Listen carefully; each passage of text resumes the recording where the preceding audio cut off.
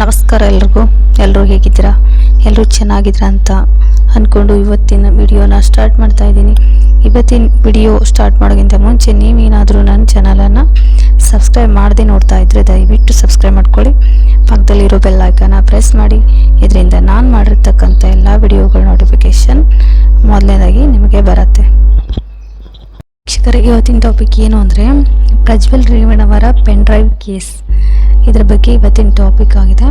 ಪ್ರಜ್ವಲ್ ರೇವಣ್ಣ ಅಶ್ಲೀಲ ವಿಡಿಯೋಗಳ pen drive ಹಂಚಿದವರು ಮತ್ತು ಆ ವಿಡಿಯೋಗಳನ್ನು ಸೋಷಿಯಲ್ ಮೀಡಿಯಾದಲ್ಲಿ ಯಾರು ಶೇರ್ ಮಾಡಿದರೋ ಅವರಿಗೂ ಕೂಡ ಶಿಕ್ಷೆ ಆಗಬೇಕು ಎಂದು ಒತ್ತಾಯ ಕೇಳಿಬರುತ್ತಿದೆ. ಅವರಿಗೂ ಕೂಡ ಭಯ ಶುರುವಾಗಿದ್ದು, ಪೆನ್ ಡ್ರೈವ್ ಹಂಚಿದವರಿಗೂ ವಿಡಿಯೋ ವೈರಲ್ ಮಾಡಿದವರಿಗೂ ಕೂಡ ಶಿಕ್ಷೆ ಕಾದಿದೆ ಎಂಬ ಸುಳಿವನ್ನು ಪ್ರಜ್ವಲ್ ಕೇಸ್ನ SIT ಮುಖ್ಯಸ್ಥ BK ಸಿಂಗ್ ನೀಡಿದ್ದಾರೆ. ಹಾಸನ್ ಮಾಜಿ ಸಂಸದ ಪ್ರಜ್ವಲ್ ರೇವಣ್ಣನಿಗೆ ಜೀವಾವಧಿ ಶಿಕ್ಷೆ ಆಗಿದೆ. ಮನೆ ಕೆಲಸದವಳ ಮೇಲೆ ಅತ್ಯಾಚಾರ ನಡೆಸಿದ ಕೇಸ್ನಲ್ಲಿ ಮಾಜಿ ಸಂಸದ ಜೀವಾವಧಿ ಶಿಕ್ಷೆ ಅನುಭವಿಸುವಂತಾಗಿದೆ. ಆದರೆ ಈ ಕೇಸನ್ನು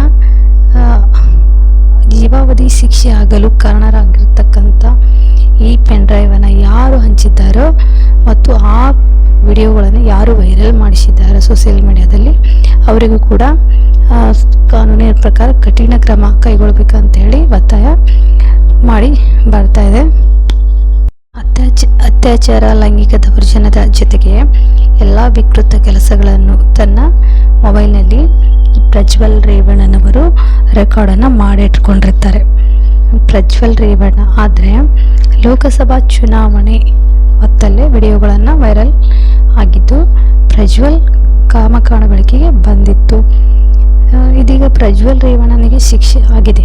ಆದರೆ ಆತನ ವಿಡಿಯೋಗಳನ್ನು ಸಾಮಾಜಿಕ ಜಾಲತಾಣದಲ್ಲಿ ಯಾರು ಶೇರ್ ಮಾಡಿದ್ದಾರೋ ಅವರಿಗೂ ಕೂಡ ಶಿಕ್ಷೆ ಆಗಬೇಕೆಂಬ ಒತ್ತಾಯ ಕೇಳಿ ಬರ್ತಾ ಇದೆ.